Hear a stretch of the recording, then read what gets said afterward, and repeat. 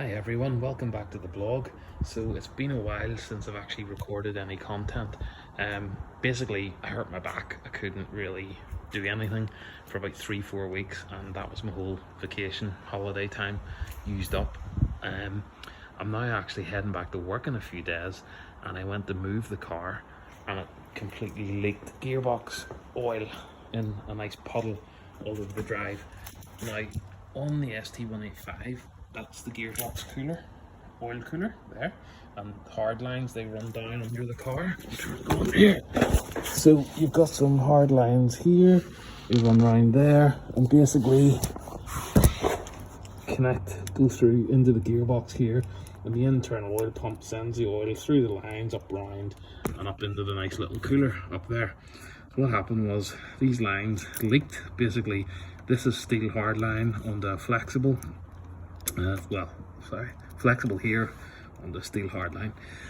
The upper steel hard line leaked. I've tried to get parts from the UK, couldn't get them. Can't see anything in Japan at the moment, or any of the breakers.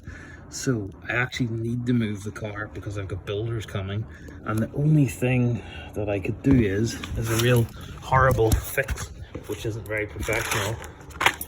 Get the old super steel out. Basically this stuff works on everything. It's amazing. It's like liquid cement, or liquid steel as the name suggests. But I just cleaned everything up and plastered it with liquid steel. Now I really don't like doing that. It's not the professional way to do it, but in an emergency that's exactly what this stuff does. It fixes lines, hard lines, pipes. It'll take the oil pressure going to the cooler. It's fantastic stuff. So I'm just actually letting it cure for the time being.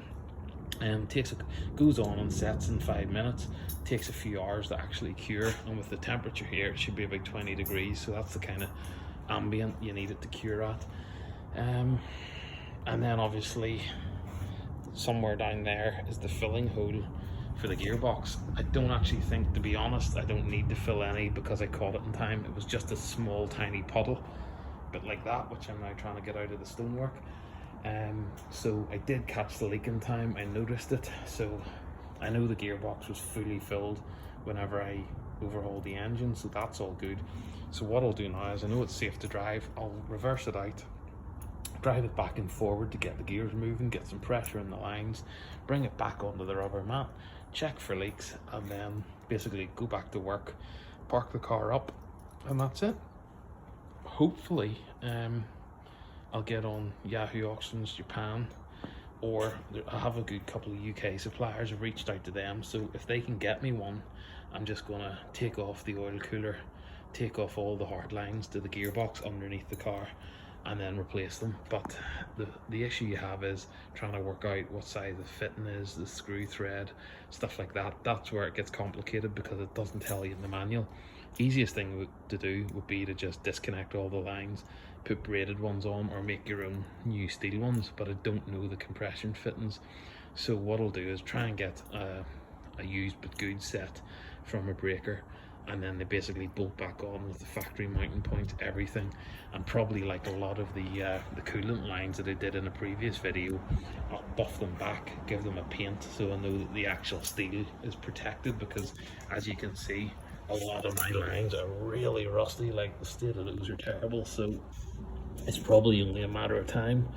So it'll be good to replace them anyway. So that's the plan. Do another little test. Fingers crossed, no leaks, and the car's going into storage.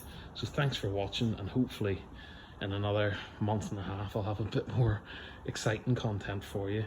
It was just a bit of a bummer this time that I hurt my back and I couldn't actually do anything.